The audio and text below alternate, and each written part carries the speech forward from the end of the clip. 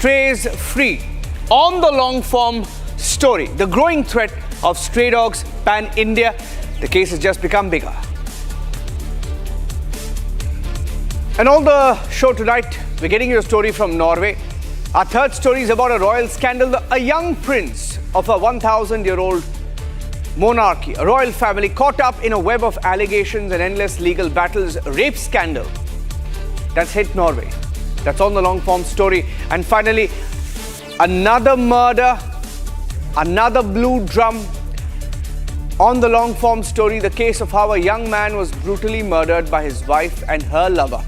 Chilling details, extensive ground reporting on Republic. Let's get started.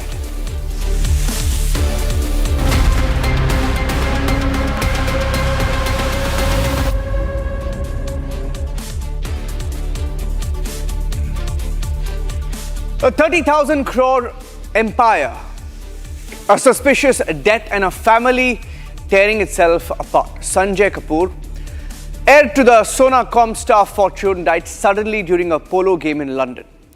Now, rumor mills have been abuzz that it was a bee sting that took Sanjay's life, but the medical reports seem to be contradicting the bee sting theory. That's what the family says. His mother, Rani Kapur, sister Mandira believe there's more to the story, and now they are locked in a bitter fight with Sanjay's wife, Priya Sachdev, over property, trust and control of Sona Comstar empire.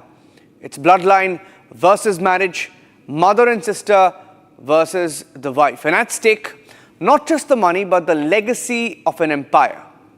Tonight, we uncover the secrets, the power games, and the fight for the 30,000 crore Kapur fortune. A corporate empire, inheritance, a series of claims and questions over circumstances around death. A story with more twists and turns than a spy thriller. And while it does not involve any spy, it may just need one to decode it.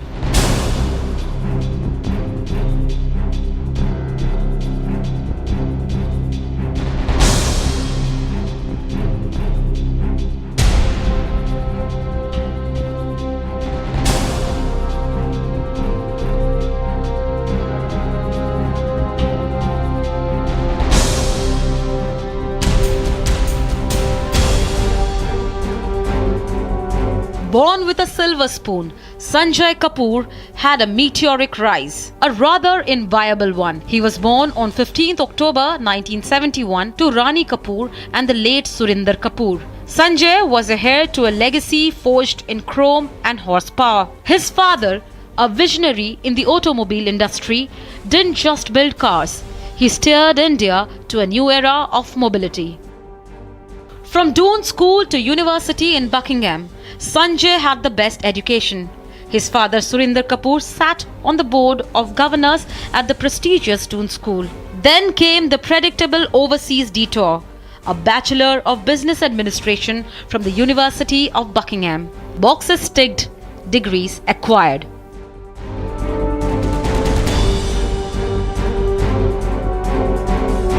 Sona, which is gold in Hindi, began as a family jewelry business. Sona Comstar was built by Sanjay Kapur's father Surinder Kapur, the engineer with vision. In 2003, Sanjay inherited it all. He did not build the machine, but he knew how to drive it.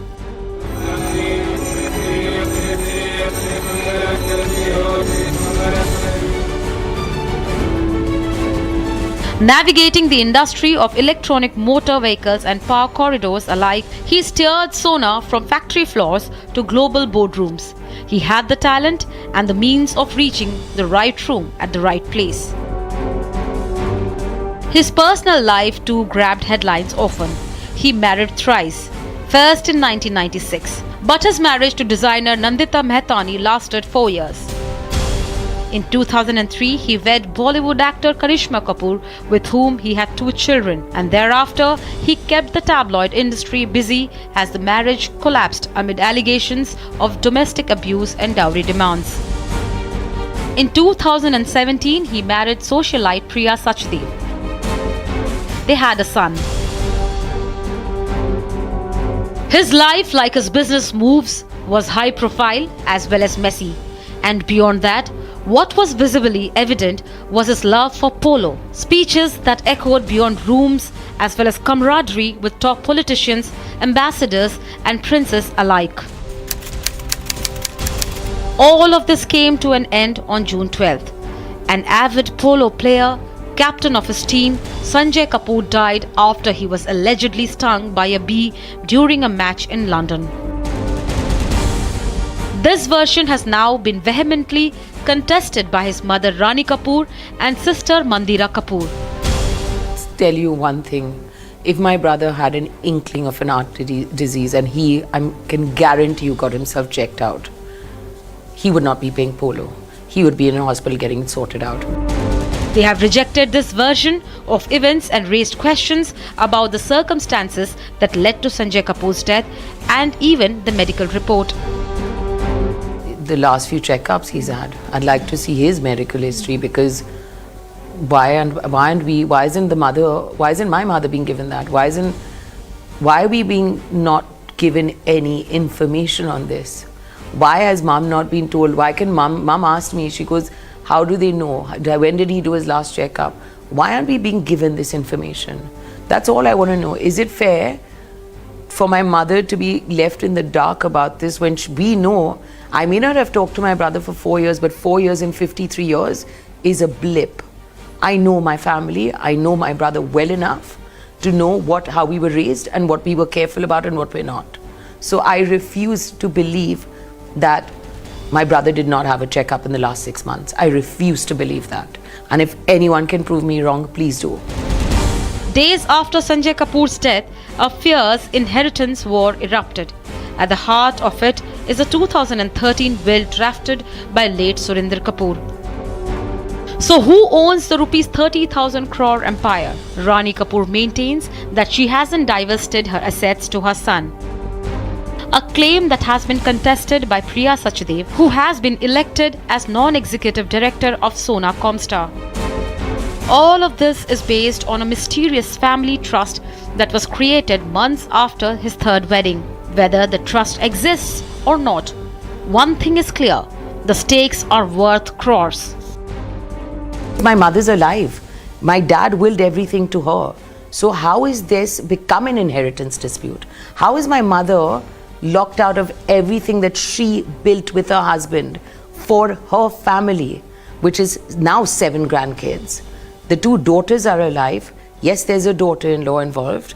But how is this become an inheritance dispute when it should be all with my mother, as normal families do? She's written to the board of directors and the shareholders, where she's requested that the meeting today, which is being held, as I understand, be deferred by at least 2 weeks.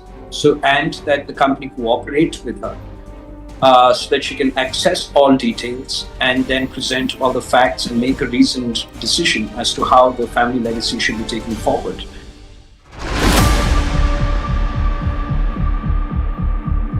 Still don't know what happened to my son. I'm old now and need closure before I go. I may be old and frail now, but my memory of being with my husband when Sona was set up is strong. I remember the early days of Sona, built with care, sacrifice and love.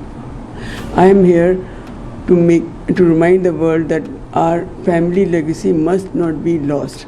It must be passed on as my husband always wanted to be. Rani Kapur finally broke her silence on July 25th with claims of coercion and forced signatures. Sona Comstar did not waste a minute issuing a rebuttal. Now, the Kapur matriarch must back her words with hard proof, because without it, this might just be a foggy memory dressed up as a legacy. My mother has said it very loudly. She was made to sign papers which she was unaware of during the grieving period. She was not explained anything. We were not involved in it. It was behind closed doors. And ever since, she has asked again and again and again for them, but we are not getting anything. Instead, we're getting answers of being told that emails are compromised and all this rubbish. Let's get the answers. Let's not make excuses. Tell us what she signed. If she signed it, it should legally be in our hands. Why is this all being hidden? And why was it done? Again, I'm going to ask during the 13-day mourning period, what was the hurry? What was the rush for this? Mandira, you're saying that your mother was pressurized But I'm to very sign clear documents? on the fact that, yes, In what way was she? I was standing at the door trying to open the door, banging on it. You were banging on the door? There were doors and the door was She was locked? put in a room, she was grieving. Yes. Yes. A group of people locked my up mother is your mother in grieving. a It's a room, 14-day you were warning banging on period. the door outside, and inside she was being made to sign papers. There were two doors actually. There was a main door and then there was an inside door. So she couldn't hear me. The bottom line is she was made to sign papers during the 13-day period of mourning. She was in deep grief. She came up and she told me, I don't know what I've signed. And since then we've been asking and asking and we're getting no response.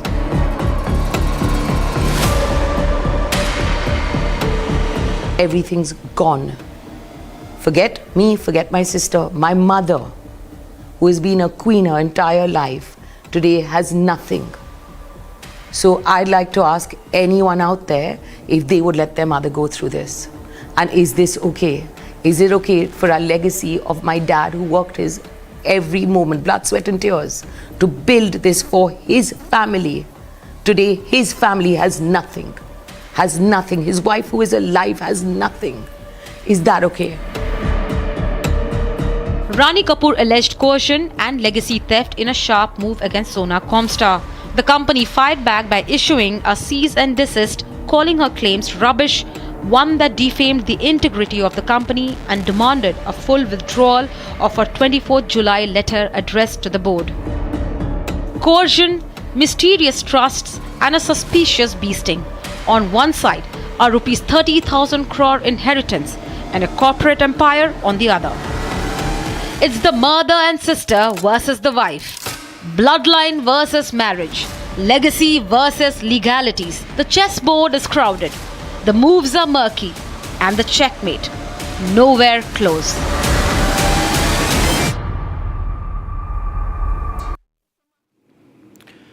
India's streets have become battlegrounds between people and packs of stray dogs.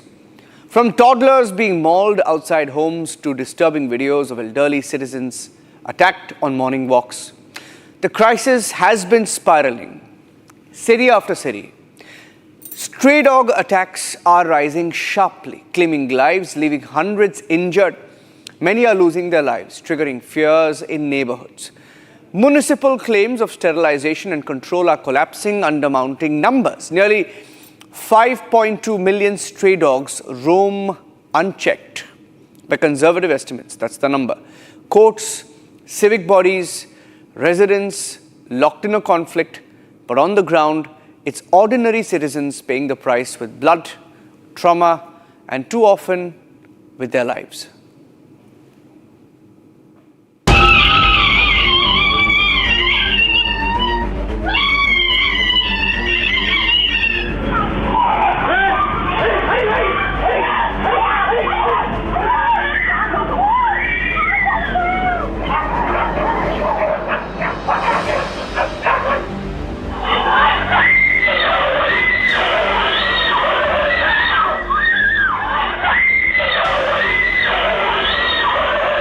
City after city.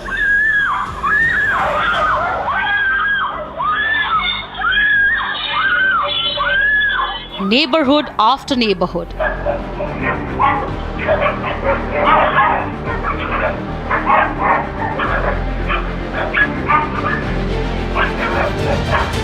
India's streets are under siege.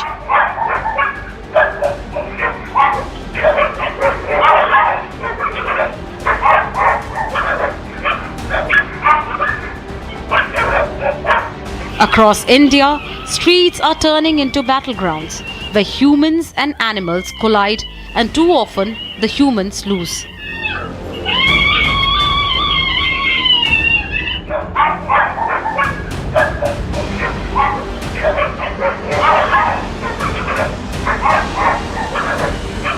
Across India, from crowded cities to quiet lanes, an unseen crisis is unfolding.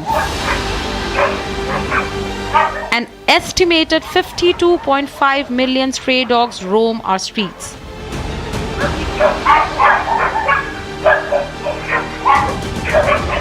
$52 million. That's almost the population of Spain.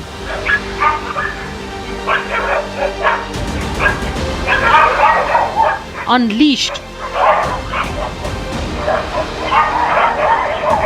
uncontrolled,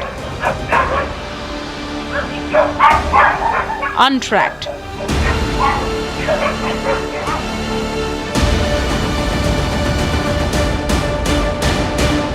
Three million dog bites in just 1 year, and 1 in 5 victims are children under the age of 15. But these aren't just numbers. Behind every number, there's a face, a scream, a story.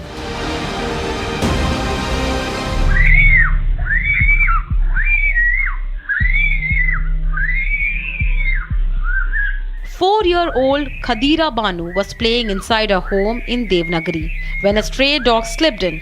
It bit her face, her arms, her tiny legs, leaving her fighting for life.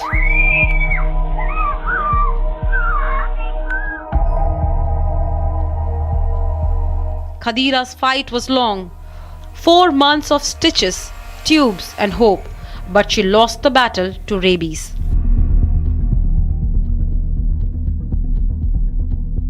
And she was not alone.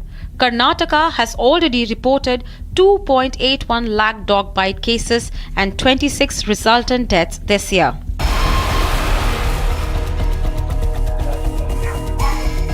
This isn't a Karnataka problem. From Delhi to Thiruvananthapuram, from Pune to Patna, urban India is cracking under the strain.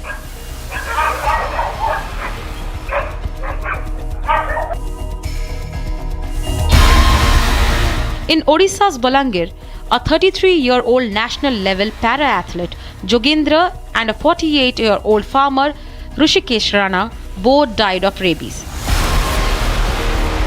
just days after a rabid dog went on a rampage.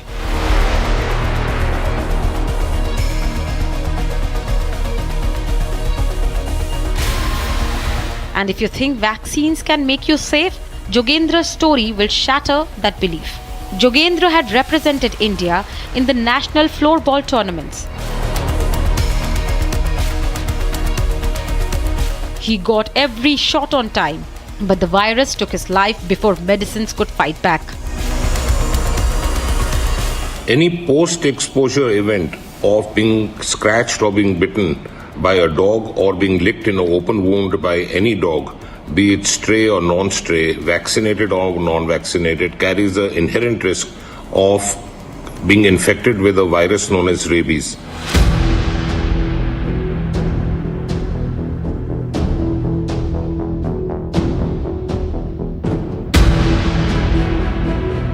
When a national athlete with the best treatment available dies of rabies, it tells you something terrifying.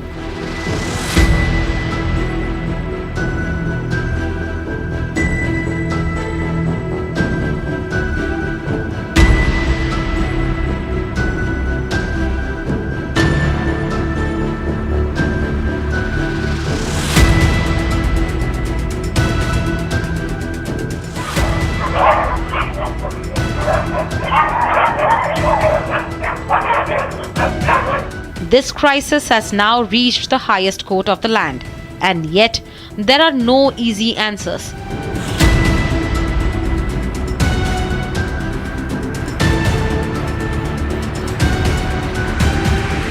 In a dramatic reversal, the Supreme Court rolled back its earlier order to remove stray dogs from Delhi NCR.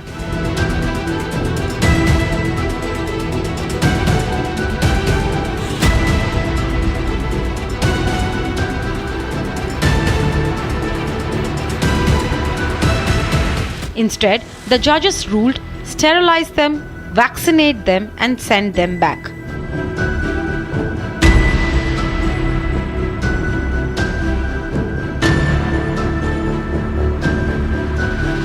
Animal rights groups call the new plan humane, but for parents who have lost children, it sounds like a death sentence walking back into their streets. वो अगर हम ना होते ना इसका साथ दे रहे हैं कि नेगेटिव क्या है, we are exploding out of this बंदर aralia magnolia gods ADC control animal world. एक ह्यूमैनिटेरियन डिसीजन लीजिए जिसमें इंसानों का भी भला हो, क्योंकि तादाद इतनी बढ़ गई. हम भी चाहते हैं.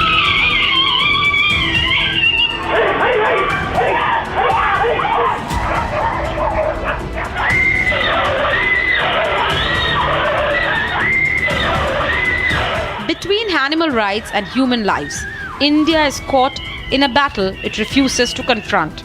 Until the balance tilts, the next Jogendra, next Khadira is only a bite away.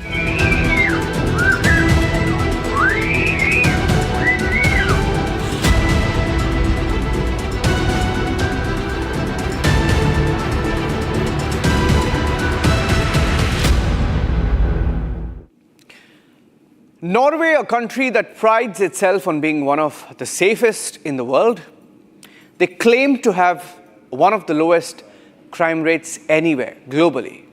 And it now finds its monarchy engulfed in an unprecedented scandal. The royal family in Norway, that dates back to more than 1,000 years, long seen as a symbol of dignity, stability, and Scandinavian pride, facing its biggest crisis in decades.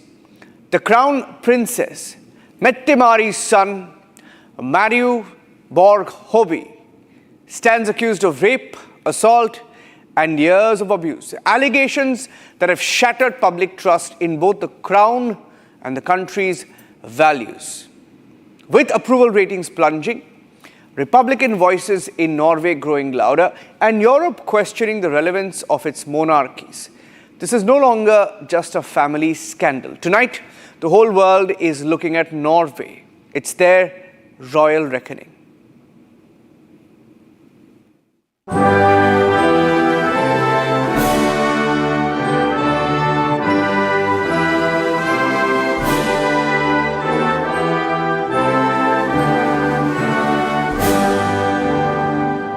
For generations, Norway's royal family has portrayed itself as an embodiment of dignity, humility, and a distinctly Scandinavian approach to monarchy. A family that claims to reflect the stability of a nation and the quiet pride of its people.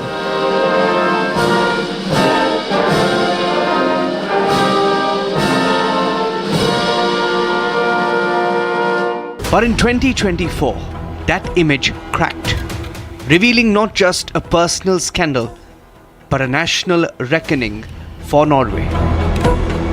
Marius Borg Hoby, following a year-long investigation, has been accused of abusing a former partner. He's facing multiple serious charges, domestic violence being one of them. Accused also of violating restraining orders. Faces up to 32 charges, including rape, death threats, assault, secretly recording women without their consent. Marius Borg Hoby, however, has refuted the accusation and intends to enter a guilty plea.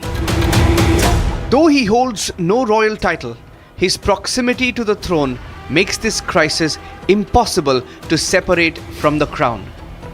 The scandal has hit the royal family at its heart. The sex scandal in the Norway royal family have struck Crown Prince Haakon's household, his wife, Mette-Mari, already facing scrutiny when she entered the royal family 2 decades ago. Today, she and her son find themselves at the center of unprecedented scandal. Monarchies in Europe are being tested. Prince Haakon, speaking to the media, said the royal family will continue its duties. The courts must take their course. We ask for space as we face this difficult moment. But can a monarchy separate itself from its members? Can it shield its image while justice unfolds? This is not the first storm in Norway. Princess Martha Louise's romance and marriage to an American-style shaman rattled Norway's sense of royal dignity.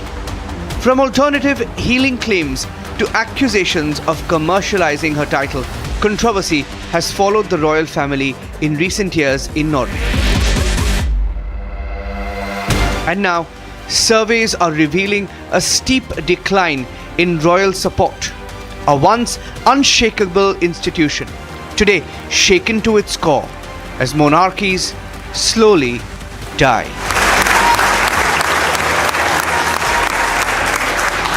I think this, on an initial level, is going to be a catastrophe for Norway as a national issue.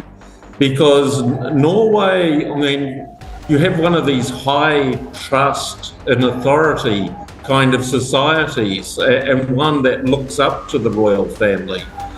So, the first instance, it's going to erode public confidence and trust in one of their leading institutions. And bear in mind that the monarchy is living off the taxpayer, and Norwegian taxpayers have a very high rate of tax, so they're going to be very displeased. Now, if we take it on a wider level, how this affects monarchies in general, well, I mean, Sweden has its own king who is kind of an analogue to what Prince Philip was. I mean, this bumbling kind of person who puts his foot in things, foot and mouth syndrome, always messing things up. So from a Scandinavian perspective, I mean, this is also not good. I mean, if you look at Norway, Sweden and Denmark, they all have royal families. Seemingly the least controversial one is the Danish. Though Norway remains a constitutional monarchy, cracks have widened. Republican movements which were once fringe are gaining ground. And the scandal has doubled the Republican membership and amplified their voice. Should 21st century democracies still rely on inherited crowns, the same monarchies who preach to the world face an existential crisis. Norway is not alone. Across Europe, royal houses face scrutiny. Increasingly, financial impropriety in Spain, scandals in Britain, waning popularity in Netherlands. Each case raises the same question. When privilege shields power, can accountability truly exist? Europe demands transparency from the world, often preaching from high tower. But will Europe now turn the mirror on itself? So Europe will not turn a mirror on itself. This is called atavism. At one point of time, European nations probably controlled 2/3 of the world's surface area through their colonies. They haven't forgotten that. Atavism, living in the past. Don't expect them to say that, we should improve or we should get better. What they'll come out with is that the law will take its own course, and behind the scenes they'll tell the judges, etc., look, take it easy on the kid. But the kid, when he was earlier accused of doing funny things, he had said, look, I want to go and my mental health is not good, so I want to go and get treatment. This is all rubbish. We all know that this is an eyewash, and he'll probably get away scot-free, and 10 years imprisonment and so on. That's a joke. For King Harald and Queen Sonia, this twilight of reign was meant to be a celebration of stability. Instead, their legacy is shadowed by a scandal. For Crown Prince Haakon, the path to the throne grows heavier. And for the people of Norway, trust in the crown now stands on trial alongside the accused. A family crisis, a national debate, and a continental reflection across Europe. Norway's royal reckoning may yet decide more than a family's fate. It may define whether Europe's monarchies can survive this century.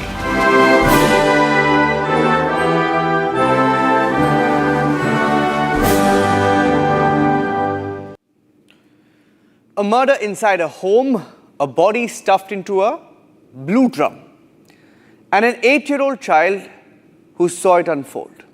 In Alwar, Rajasthan, Hansraj was killed on the night of August 15th, allegedly by his wife, Lakshmi Devi, and her lover, Jitendra. The shocking part in this story, the couple tried to hide the body, but it was the minor son's testimony that cracked the case wide open. Now, investigators say that the murder has eerie similarities to the infamous Meerut drum killing. But this version is darker, more brutal, and far more haunting. Tonight, we bring you the full story through the eyes of the child who became the key witness.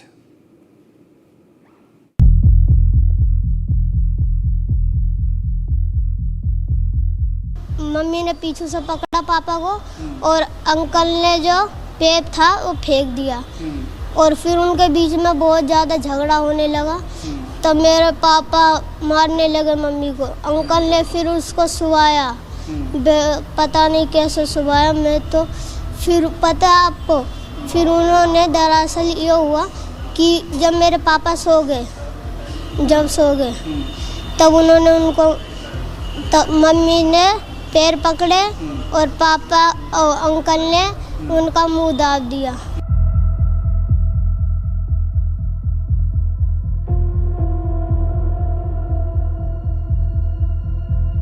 A mother, a lover, a father,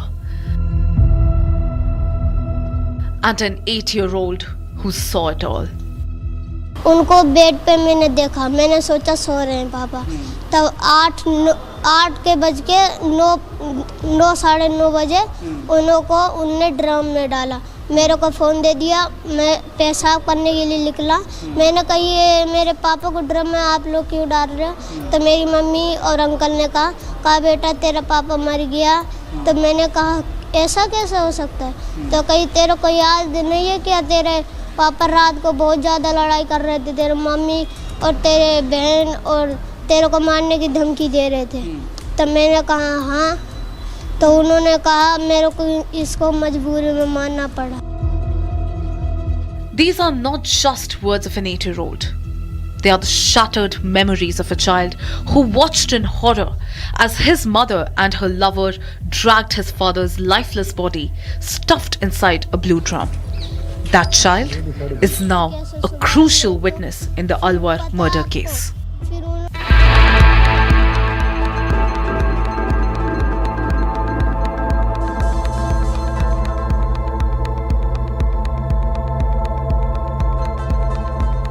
A crime that once haunted Meerut now finds its twisted reflection in Alwar.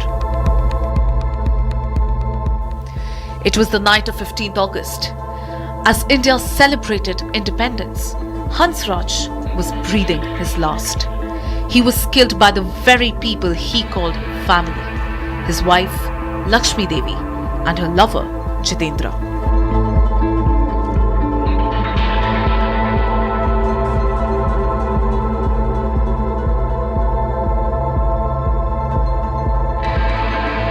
The crime unfolded in the rented room in Kishan Nagar, Alwar, owned by none other than Jitendra's mother.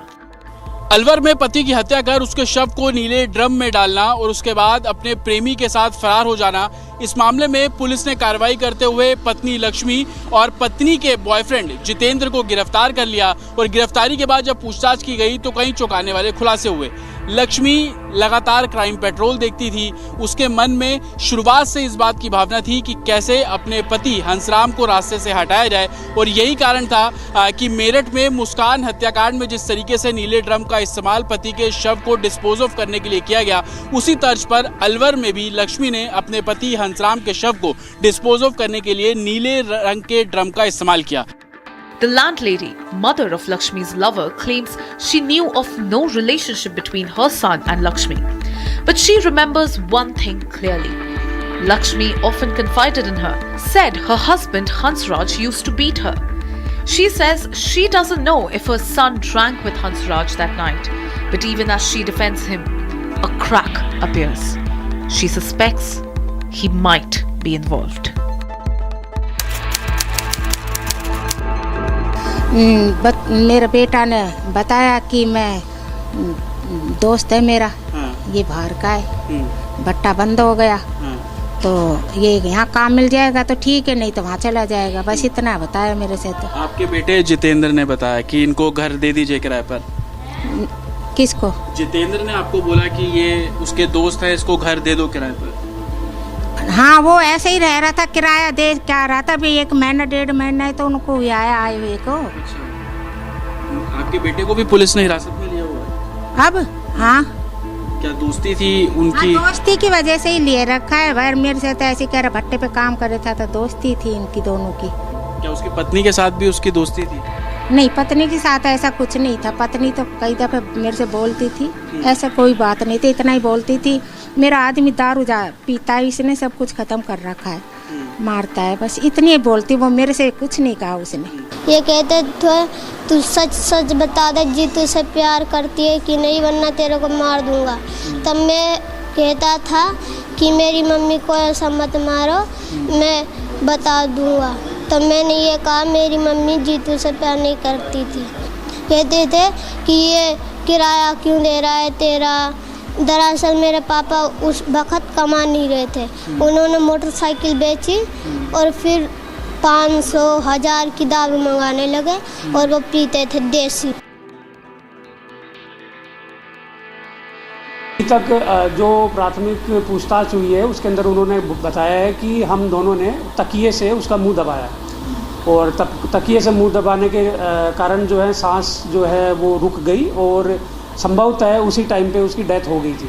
फिर उसको रात भर जो है वो उन्होंने room में रखा और अगले दिन उन्हें सुबह समझ में आ गया कि जो है इसकी मृत्यु हो चुकी है। जी, अभी तक ये सामने आया है कि घटना के बाद पहले जो जितेंद्र है उसने अपनी प्रेमिका को और 3 बच्चों को रोड पे भेजा।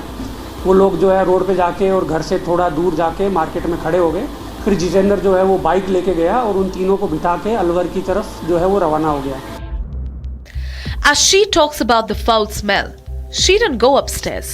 Instead, she called 100.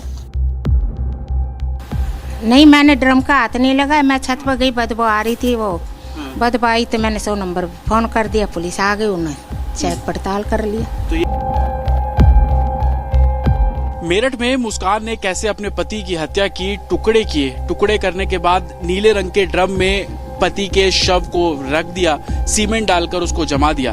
हूबहू उसी तरीके की वारदात अलवर में भी देखने को मिली। अलवर के उसी घर पर मैं मौजूद हूँ और ये छत आप देख रहे हैं, इसी छत पे नीले रंग का ड्रम रखा हुआ था और अंदर पति की लाश थी और हत्या करने वाला कोई और नहीं बल्कि पत्नी और उसका जो दोस्त, इस घर का जो एक तरीके से मकान मालिक का बेटा, वो पुलिस ने दोनों को हिरासत में लिया है। नीले रंग का ड्रम इस जगह पे रखा हुआ था, अभी देख रहे हैं जो चद्दर यहाँ पर रखी हुई है और ये वही चद्दर है जिस चद्दर से जो शव था हंसराम का उसको नीले रंग के ड्रम में डालने के बाद इस चद्दर से ढक दिया गया था और इसी जगह पर वो ड्रम रखा हुआ था। जब बदबू आनी शुरू हुई तब जाकर पुलिस को इस पूरे मामले में जानकारी दी गई। वो ड्रम कैसा था, वो ड्रम देखेंगे कुछ इस तरीके का ड्रम था, तकरीबन 3.5 से 4 फीट के आसपास का वो ड्रम था। ये भी नीले रंग का है लेकिन वो थोड़ा गाढ़े नीले रंग का ड्रम था जिसको अब पुलिस ने कब्जे में ले लिया है। The blue drum, the lies, the love and a gut-wrenching tale of murder. 2 women. One found pregnant in jail and leaving behind a 6-year-old daughter by her side. The other, a mother of 3. The eldest, just 8. The youngest, not even 1. What happened in Alwar eerily mirrors the murder in Meerut. But this version is darker, more brutal, and far more soulless. In both the cases, the couple fled, and 2 families fell apart. This is not just a murder, it's a haunting pattern repeating across cities, across lives, each time leaving behind silence and blood. बिल्कुल देखिए, पूरी आप बीती 8 साल के इस मासूम बच्चे ने बताई। उसने बताया कि 15 अगस्त की रात को आखिरकार हुआ क्या, जितेंद्र ने कितनी शराब पी तो उसके पिता ने कितनी शराब की। हालांकि जब मैं सवाल पूछ रहा था तो बहुत अजीब मुझे भी लग रहा था कि एक 8 साल का मासूम बच्चा, उसने पूरा हत्याकांड होते हुए अपनी आंखों से देखा। उसने देखा कि कैसे उसकी माँ ने अपने उसके पिता को पीछे से पकड़ा, जितेंद्र जिसको वो अंकल बोल रहा है, उसने हाथ से रॉड छीनी और उसके बाद उसके पिता को बेड पर सुला दिया गया। सुबह जब वो सो के उठा 8 साल का बच्चा, तो उसने देखा कि उसके पिता बगल में सो रहे हैं। माँ ने हाथ में मोबाइल फोन दिया कि बच्चा मोबाइल देखे। इतने में जितेंद्र और उसकी माँ ने किया क्या कि बाहर आंगन में रखे नीले रंग का जो ड्रम था, उसके अंदर उस पिता का जो शव है उसके अंदर डाला। और जब बच्चे ने ड्रम के अंदर अपने पिता को जाते हुए देखा, डालते हुए देखा, तो उसने माँ से सवाल किया। जवाब में क्या मिला कि रात को तुमने देखा कि किस तरीके से वो नशे में था और तेरी माँ को मार रहा था। इस तरीके की बातें लक्ष्मी करती हुई नजर आई। पापा मारने लगे मम्मी को। A father smothered with a pillow and stuffed into a blue drum. A mother locked away in jail with her lover. And standing at the center of it all, an 8-year-old child. He saw everything. I saw them put Papa in the drum.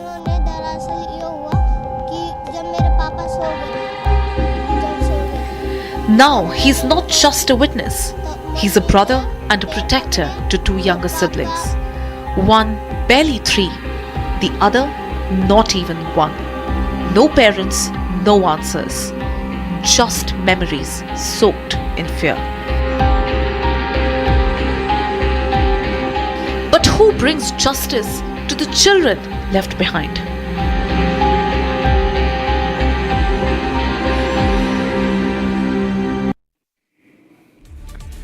And that's it on this edition of the long form story. In case you missed any of the stories, you can catch all of them once again at 12 p.m. on Sunday afternoon. Thanks for watching.